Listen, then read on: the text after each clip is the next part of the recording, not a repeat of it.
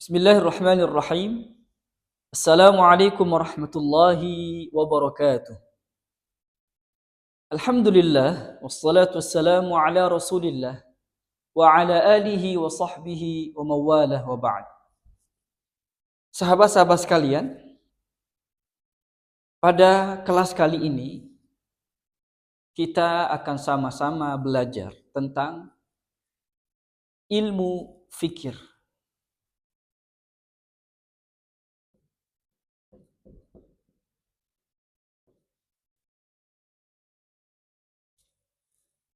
Allah Subhanahu wa taala di dalam Al-Qur'an telah mengajak hamba-hambanya, orang-orang yang membaca Al-Qur'an, orang-orang yang benar-benar beriman kepada Allah, manusia sebagai makhluk terbaik, untuk memaksimalkan potensi besar yang Allah berikan kepadanya, yaitu akal. Dan bagaimana cara menggunakan akal itu. Sehingga apa? Sehingga manusia bisa berpikir dengan benar, sejalan dengan yang Allah Subhanahu wa taala perintahkan di dalam Al-Qur'an.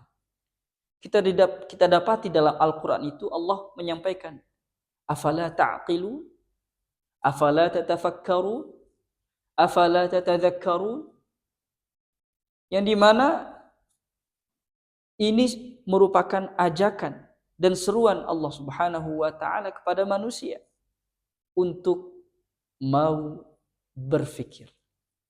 Lalu sahabat-sahabat sekalian, apa itu pikiran dan bagaimana cara kerjanya pikiran? Kita akan mulai dari hal-hal yang bisa mengacaukan cara orang berpikir. Karena ketika seseorang itu berpikir tidak jernih, dia banyak virus-virus yang masuk ke dalam pikirannya, maka akan lahir pikiran yang jauh dari apa yang disampaikan oleh Allah Subhanahu wa taala dalam Al-Qur'an. Nah, apa hal-hal yang bisa membuat seseorang itu tidak bisa memaksimalkan pikirannya? Pengaruh yang pertama atau virus yang pertama yang membuat seseorang itu kemudian tidak berpikir secara benar, tidak melahirkan pikiran yang benar, tidak melahirkan pikiran yang benar dan pemikiran dan seterusnya, adalah yang pertama al-ammarah bisu. Al-ammarah bisu.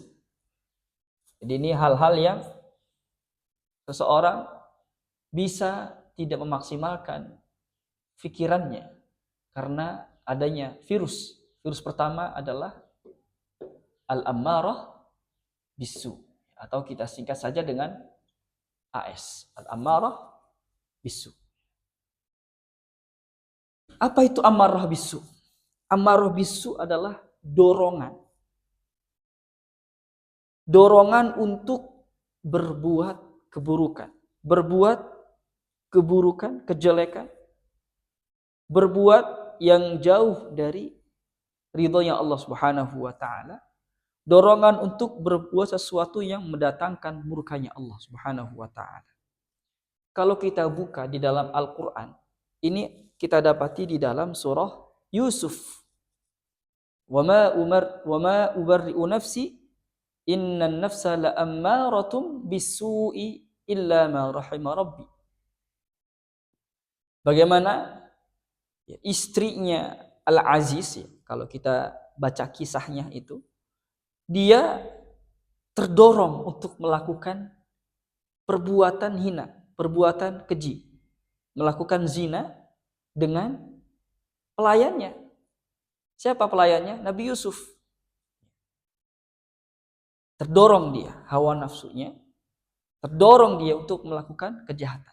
Ya, meskipun kemudian Allah gagalkan karena Nabi Yusuf alaihi salam memiliki pikiran yang benar, pikiran yang mendatangkan ridhonya Allah Subhanahu wa taala. Dia tolak itu yang namanya ammarah bisu. Jadi yang pertama adalah ammarah bisu, dorongan untuk melakukan keburukan. Ketika seseorang itu memenangkan ammarah bisu di dalam dia berpikir, maka yang dia pikirkan yaitu adalah munculnya apa? Jauh dari Allah Subhanahu wa taala. Kemudian yang kedua adalah an-nafs al-lawwamah. Apa itu an-nafsul lawwamah? Jadi an-nafs al-lawwamah adalah dia melakukan sesuatu itu dengan malas-malasan. Itu lawwamah. Dia dalam melakukan kegiatan-kegiatan suka menunda. Dia ketika beribadah dia bermalas-malasan. An-nafsul lawwamah itu ya, sesuatu yang ketika ada dalam diri manusia, maka manusia itu suka mencela dirinya, menyesali atas perbuatan dirinya. Bahkan lawwamah itu merupakan kata yang juga diucapkan oleh setan di dalam di neraka. Ya. Bagaimana kemudian manusia yang memenangkan an-nafsul lawwamah itu dia mencela dan menyesali dirinya, bahkan oleh setan disampaikan, fala talumuni walumu anfusakum.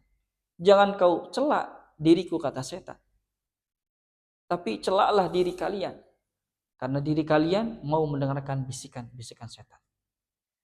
Al-lawwam jadi suka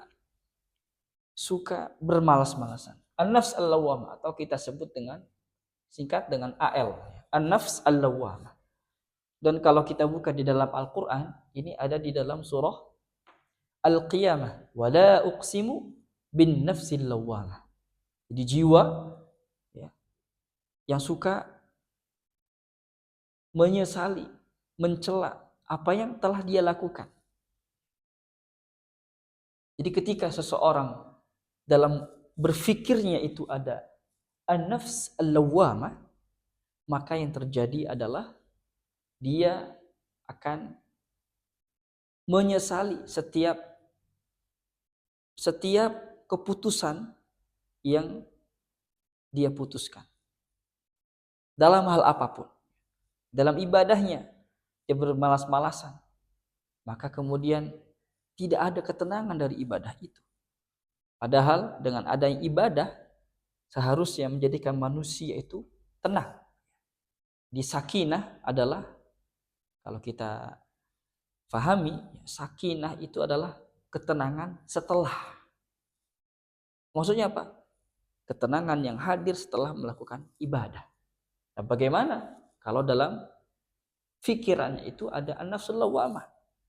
Dalam ibadah bermalas-malasan, dalam berkegiatan juga malas-malasan. Tidak ada semangat, tidak ada gairah yang tinggi. Nah, kemudian virus berikutnya yang harus benar-benar kita hindari dalam cara kita berpikir adalah yang ketiga adalah setan. Bisikan setan yang harus kita hindari. Ya. Atau kita sikat dengan BS, bisikan setan. Makanya di dalam Al-Quran itu kita diajarkan ya, untuk membaca ya doa berlindung kepada Allah Subhanahu wa taala dari setan. Kita buka di dalam surah Al-Mu'minun. Wa qul a'udzubika Wa qur rabbi a'udzubika min hamazati syayatin, dan katakanlah, wahai Tuhanku, aku berlindung kepadamu dari bisikan-bisikan setan, dari godaan-godaan setan. Ya memang godaan setan ini luar biasa. Karena memang ya sudah menjadi tugas mereka, dan memang sudah menjadi keputusan setan itu untuk melakukan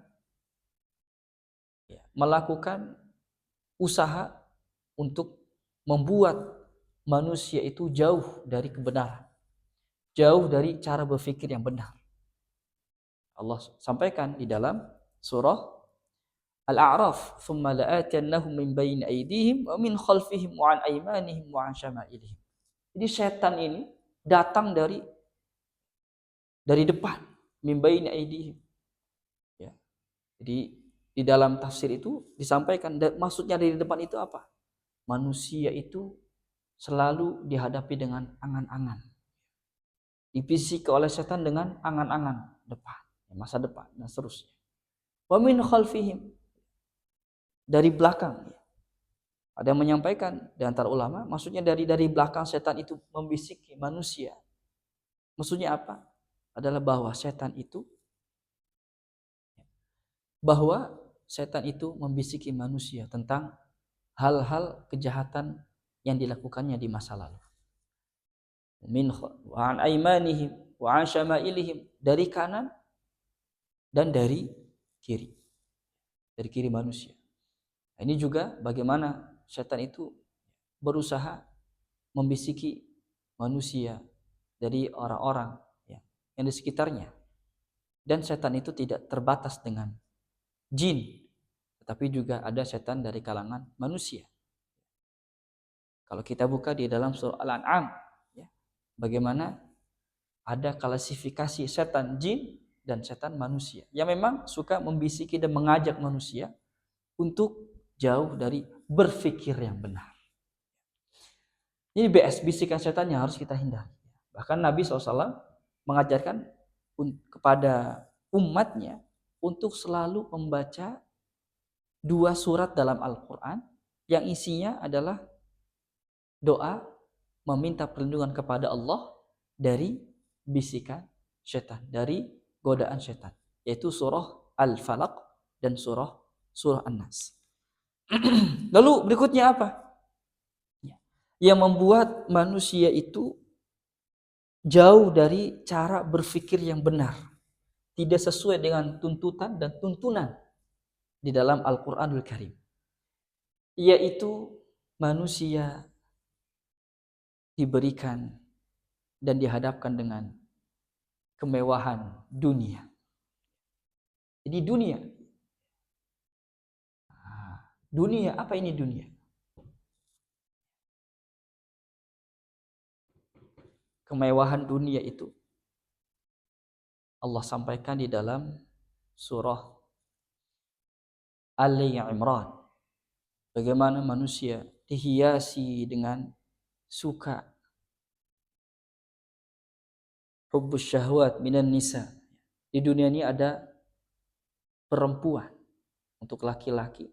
Ini adalah godaan terbesar. Wal banin, anak keturunan.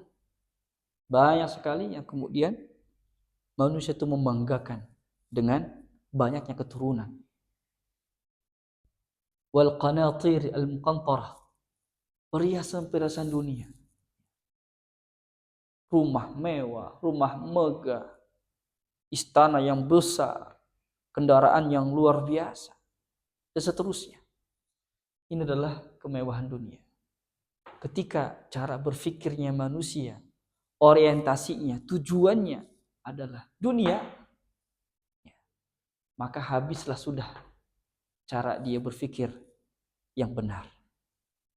Kenapa?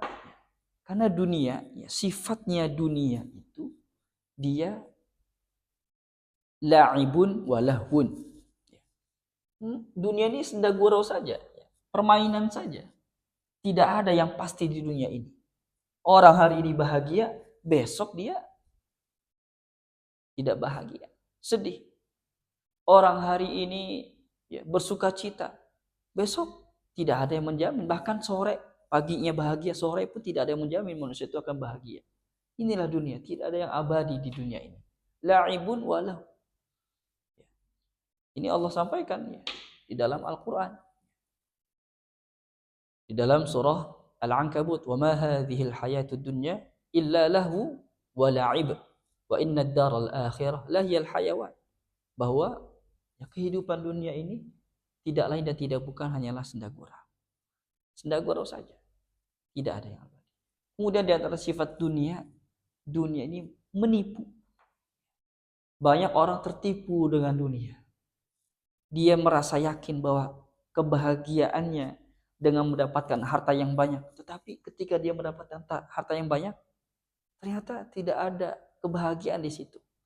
Punya harta banyak, tapi dia tidak bisa menikmati. Badannya tidak bisa memakan makanan yang enak, makanan yang lezat.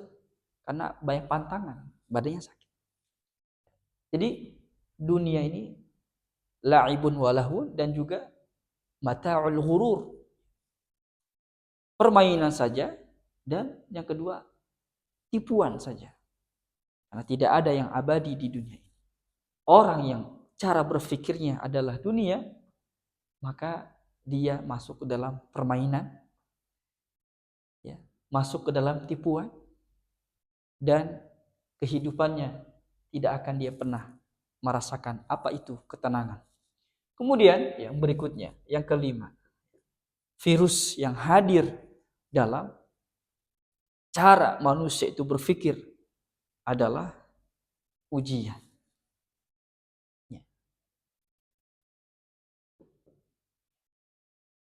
Ada orang yang ketika diuji bukannya mendekat kepada Allah, tetapi dia justru jauh dari Tuhannya. Tidak lagi mau dia memohon kepada Allah. Dan ujian ini ya, tidak berarti ujian musibah. Ujian itu banyak bentuknya. Ada yang diuji dengan bagaimana dia ketika bahagia. Ada ujian ketika dia dalam keadaan sengsara. Tentu ketika diuji dengan kenikmatan, ya, manusia yang berpikir benar, dia akan apa? Akan bersyukur ketika diberikan ujian kenikmatan. Dan ketika diuji dengan ya, keburukan, dengan kesedihan, dengan kesengsaraan, maka ketika ilmu fikirnya benar, maka dia akan mampu bersabar menghadapi ujian.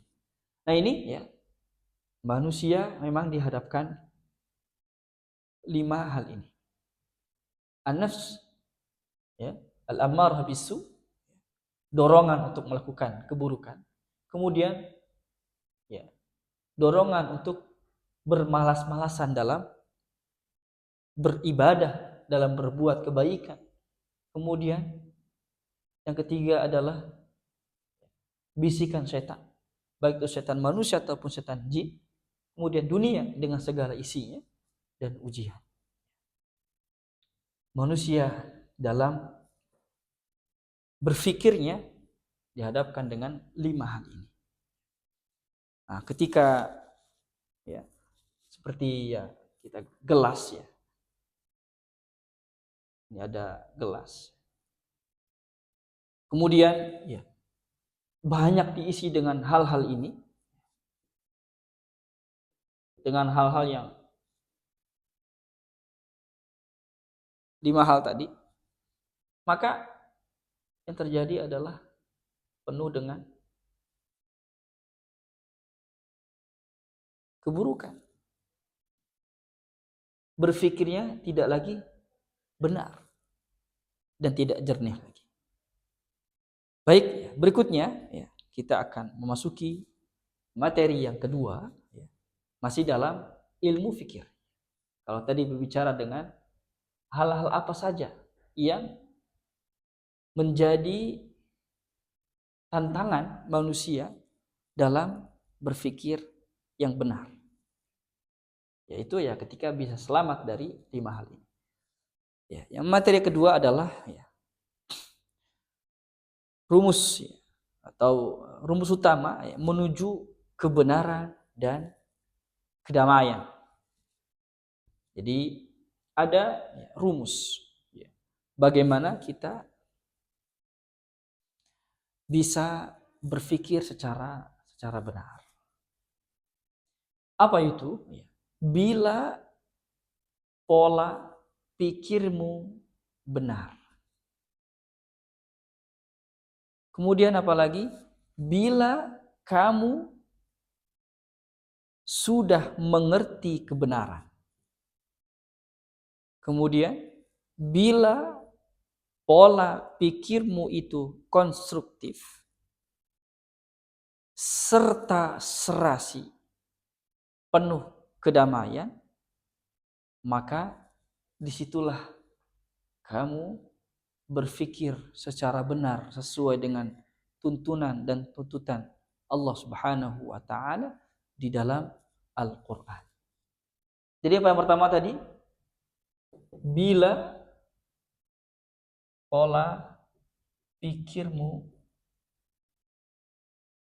benar. Ini yang pertama. Bila pola pikirmu benar. Maksudnya apa? Maksudnya ya manusia itu kan dia memiliki panca indera yang menangkap semua ilmu. Semua yang dia lihat, semua yang dia dengar, semua yang dia hadapi, yang dia dapati di dalam lingkungannya, itu masuk ke dalam pikirannya. Jadi semua masuk. Jadi manusia ini semua masuk.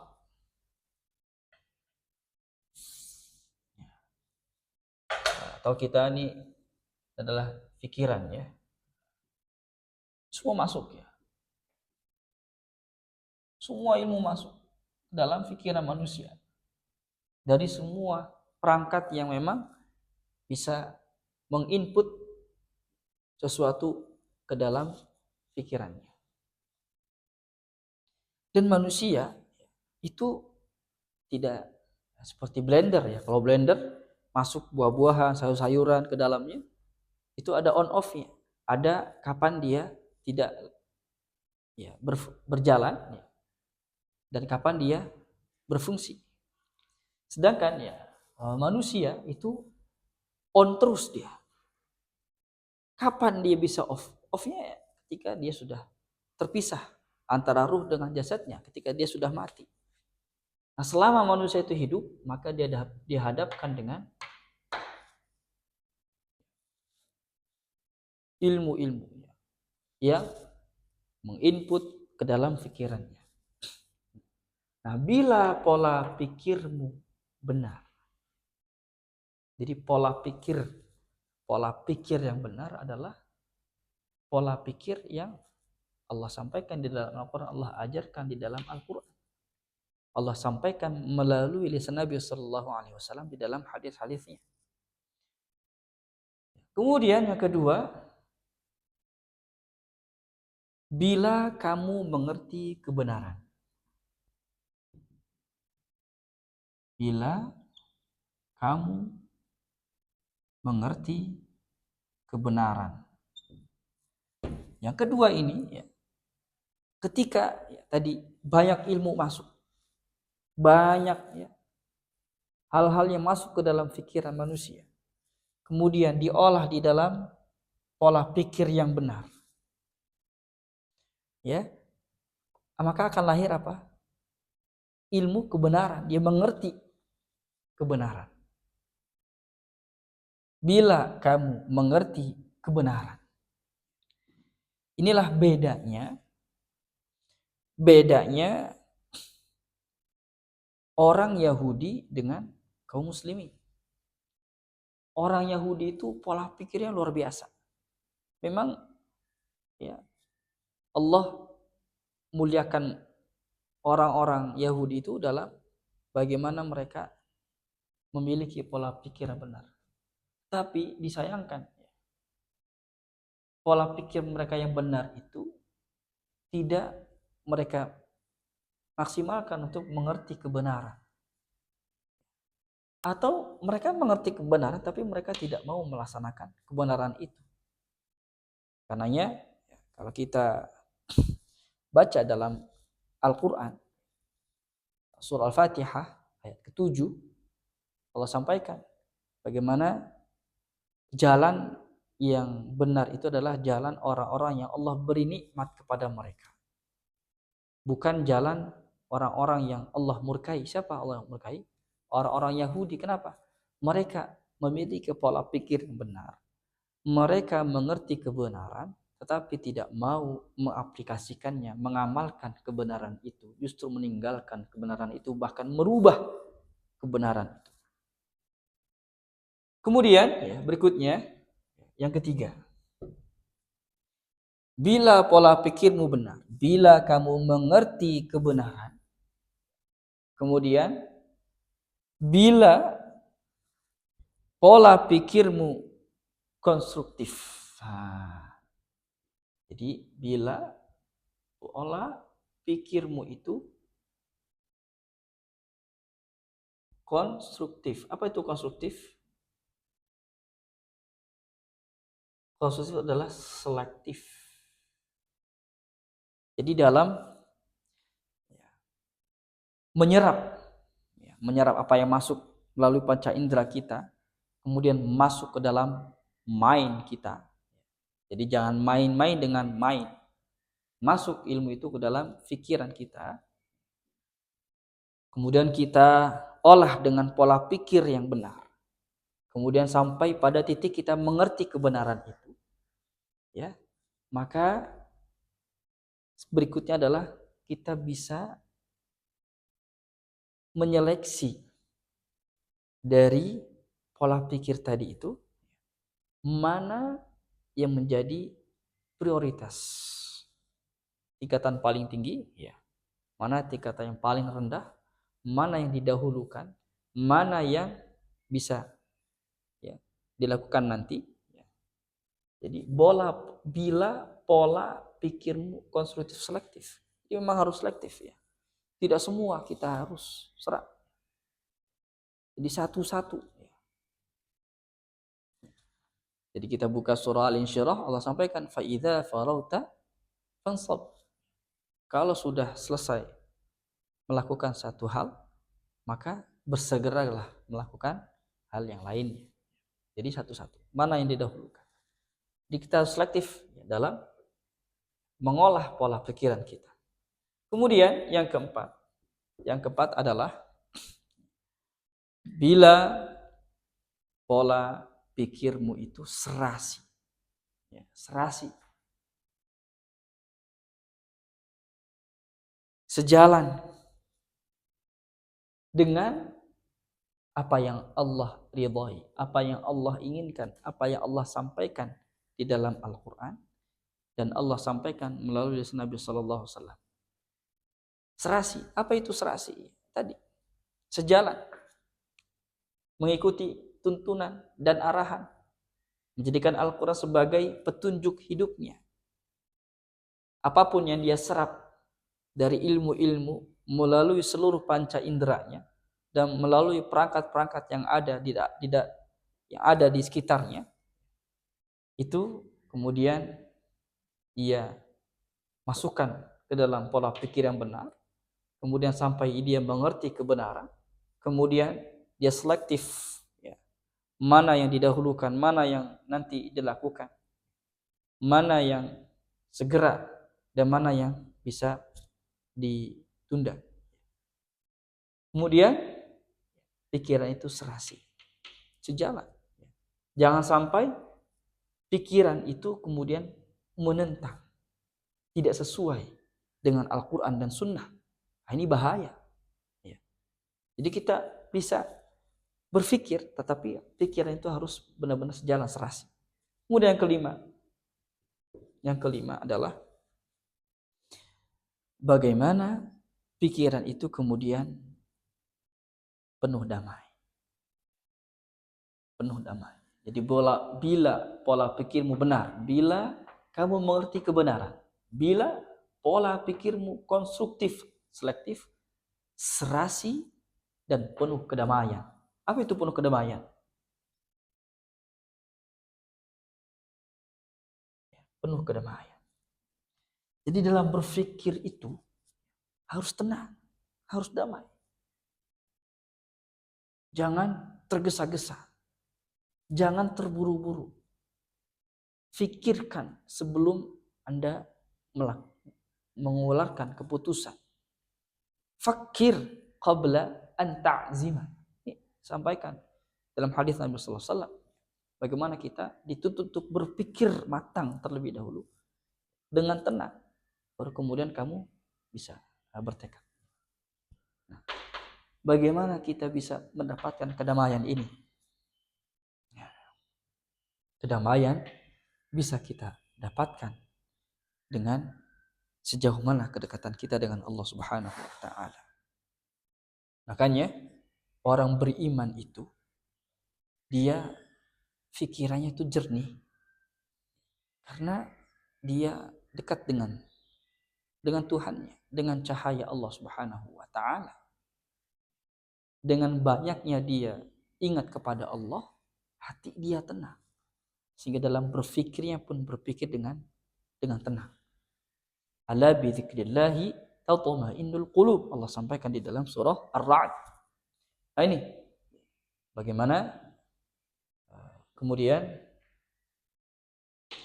hal ini, 5 hal ini ketika kita bisa lakukan, maka dalam berpikirnya kita akan memunculkan pikiran yang benar.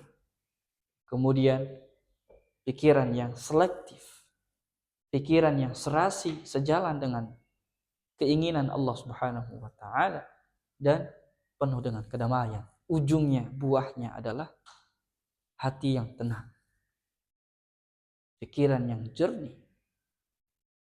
Berikutnya materi yang terakhir yaitu berkaitan dengan bagaimana atau 7 langkah berpikir yang benar. Ada 7 langkah berpikir yang benar.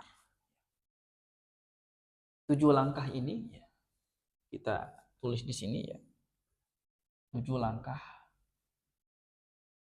berpikir yang benar.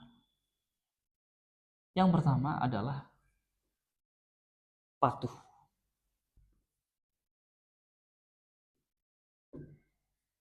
Patuh.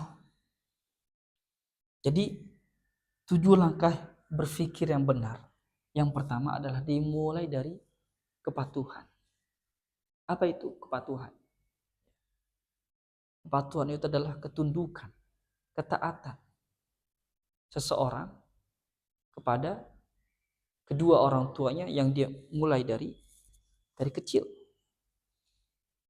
Karena tidak ada seseorang itu dia menjadi manusia yang patuh sedangkan sejak kecil dia tidak diajarkan oleh orang tuanya apa itu kepatuhan, apa itu patuh, apa itu ketaatan, apa itu ketundukan. Banyak hari ini anak-anak itu tidak patuh dengan orang tuanya. Itu adalah bukti bahwa dia telah gagal dalam mendidik anaknya.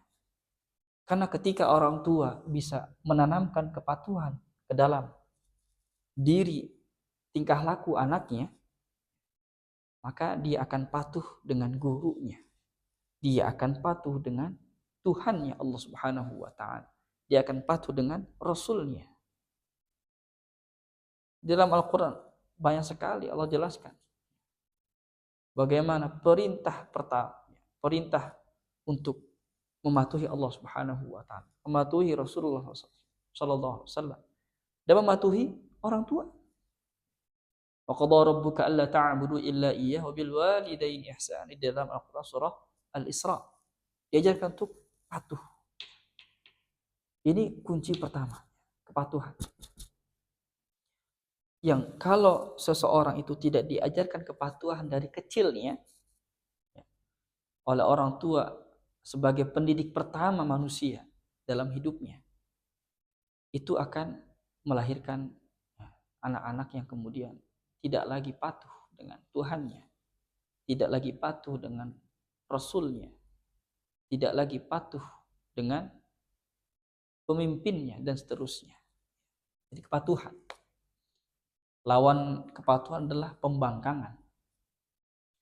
Maka jangan sampai kemudian menjadi orang-orang yang membangkang dari kebenaran. Dan cara kita berpikir harus penuh dengan kepatuhan. Kepatuhan dengan apa yang Allah sampaikan di dalam Al-Quran. Patuh. Di dalam sunnah Nabi SAW patuh. Di dalam fikih para ulama menyampaikan patuh. Apalagi sahabat-sahabat sekalian di sini dituntut untuk menjadi ulama. Kemudian yang kedua, apa? Berikutnya yang kedua adalah bagaimana manusia itu bisa memperbanyak dan mendalami ilmu dengan apa? Iqra. Dengan memperbanyak membaca. Dengan memperbanyak ilmu dari siapapun, tidak hanya di dalam kelas ini. Ada banyak ilmu di luar kelas. Lakukanlah perjalanan kegiatan yang bisa kita mendapatkan ilmu-ilmu.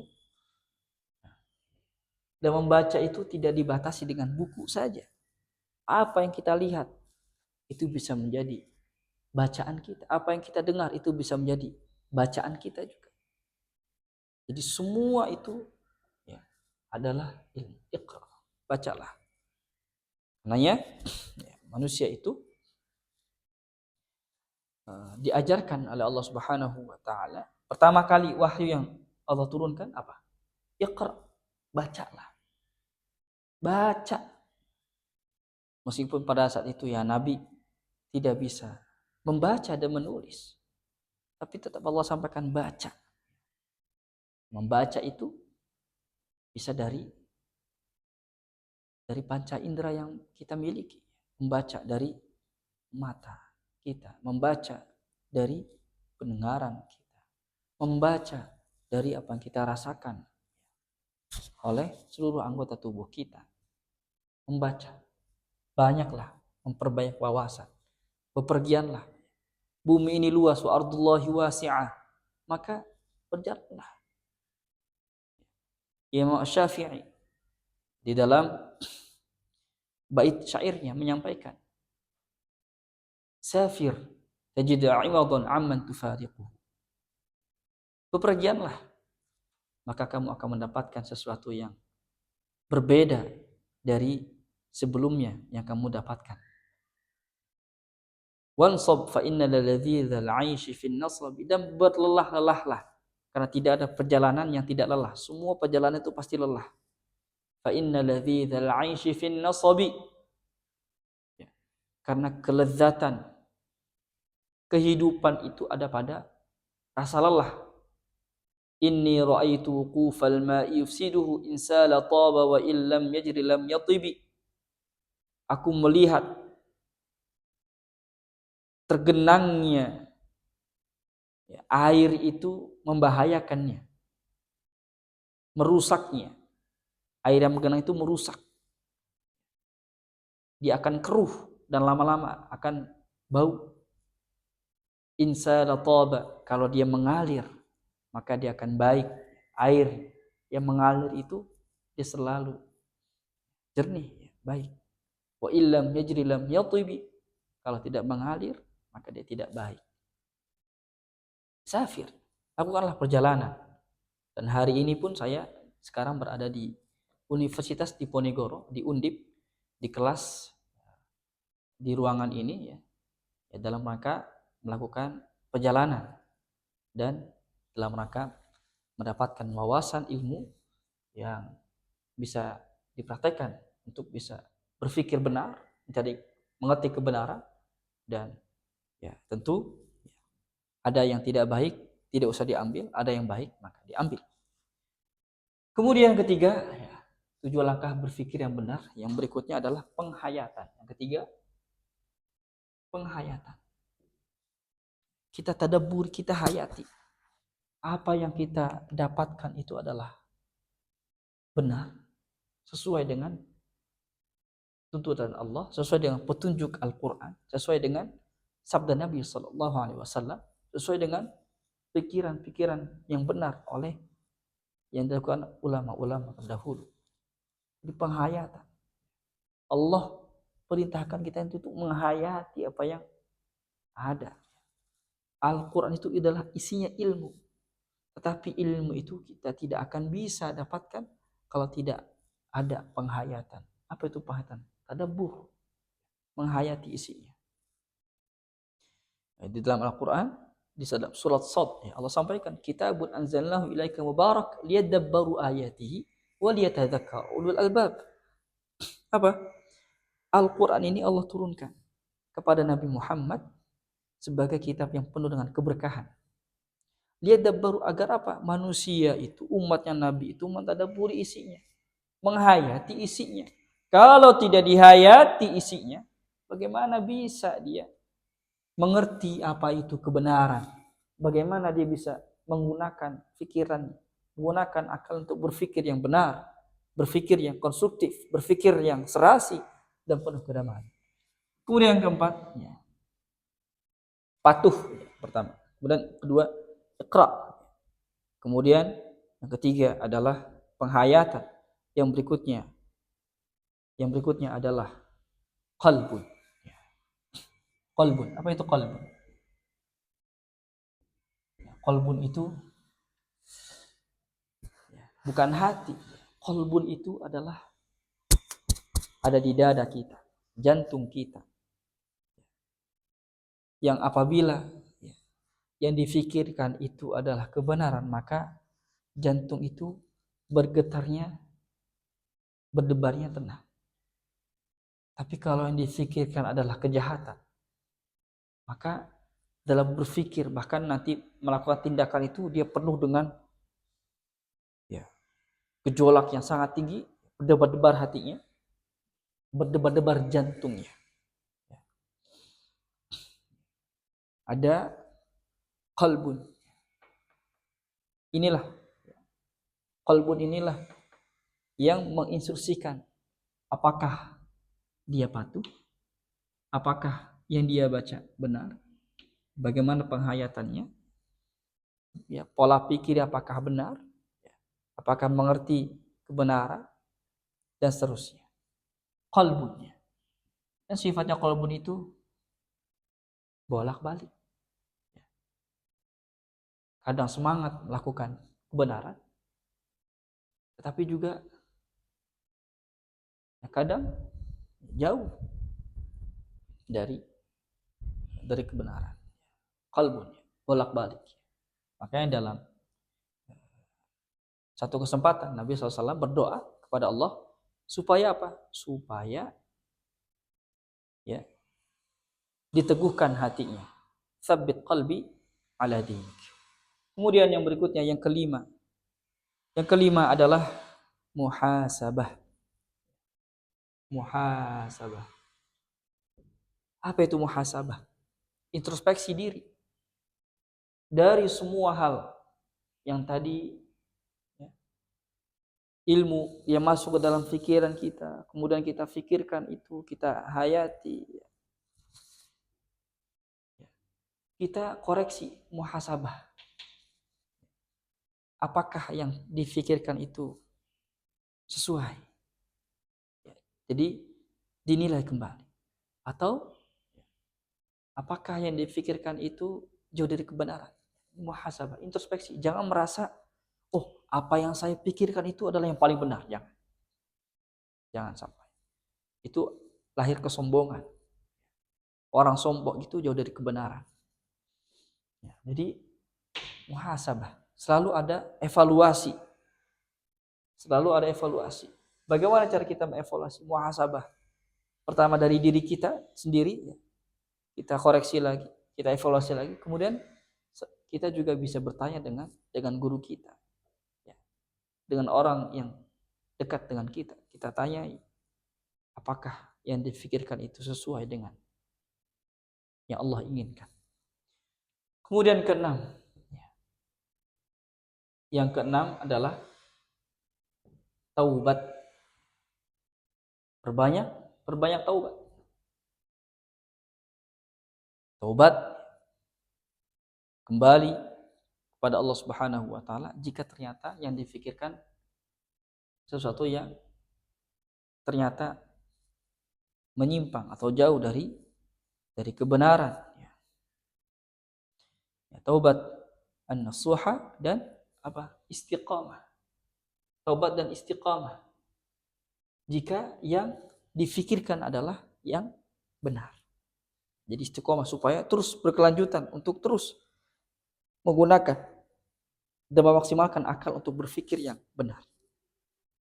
Dan yang terakhir, yang ketujuh, inovasi. Inovasi. Jadi kita harus selalu mengupgrade dan menyesuaikan zaman, menyesuaikan tantangan zaman. Jadi dalam berpikir kita juga penuh dengan inovasi, yang ketika nanti kita menyampaikan ilmu itu kepada orang lain itu akan tertarik dengan apa yang disampaikan. Nah, inilah. Jadi yang pertama adalah virus-virus dalam berpikir yang harus kita hati-hati dalam menghadapinya, harus kita hindari. Kemudian yang berikutnya adalah bagaimana kita berpikir yang benar. Rumus untuk menuju kebenaran dalam berpikir. Bila pola pikirmu benar, bila kamu mengerti kebenaran, bila pola pikirmu konstruktif, serasi dan penuh damai. Kemudian 7 langkah, ini langkah. Dimulai dari kepatuhan, kemudian jadi kepatuhan ini akan melahirkan penerimaan bahwa apa yang Allah sampaikan itu pasti benar. Jadi kepatuhan. Jadi memang sudah tertanam dalam dirinya itu untuk menerima apapun itu, patuh. Kemudian 2, membaca banyak, mengulik ilmu, banyak mendalami ilmu, kemudian menghayati ilmu itu, kemudian qalbunnya dinilai oleh hati jiwa kita, kemudian muhasabah, introspeksi, taubat dan istiqamah. Taubat ketika yang difikirkan adalah menyimpang, kita bertobat dari itu, kemudian istiqamah jika memang itu adalah kebenaran. Kemudian inovasinya, terus melakukan inovasi-inovasi yang bisa kemudian diterima oleh banyak orang, karena penting sekali kita berinovasi dalam penyampaian itu.